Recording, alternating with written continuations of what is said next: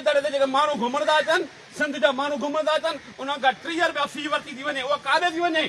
उन खां पोइ जेको होटल आहे मौज दरे जो जेको होटल आहे उन वटि जेके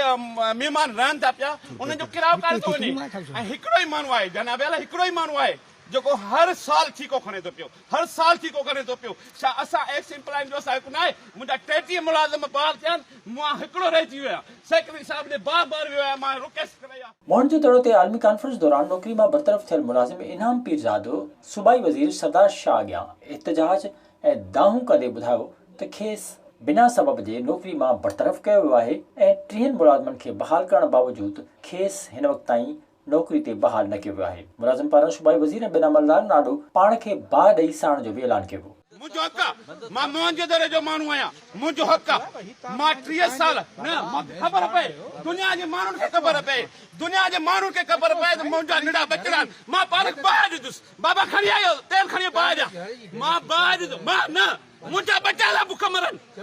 मुंहिंजो सेक्रेटरी साहिब मूंखे पंध थो कराए मुंहिंजो मिनिस्टर साहिब नथो ॿुधे मुंहिंजो मंज़ूर कनासरो साहिब नथो ॿुधे मूंखे जेकॾहिं बहाल कनि था त ठीकु आहे जेकॾहिं त मां ॿाहिरि ॾिठुसि पाण खे आलमी कॉन्फ्रेंस में पंहिंजे पाण खे साड़ी नारे वारे अदीब मदद अली सिंधी ऐं ॿियनि खेसि रोकियो ऐं मिनथू कंदा रहिया पर हू मुसलसल एहतजाज कंदो रहियो इन मौक़े ते मामिलो हल करण बजाए सकाफ़त खाते जे सेक्रेटरी अकबर लगारी खेसि ब्लैकमेलर करार ॾेई छॾियो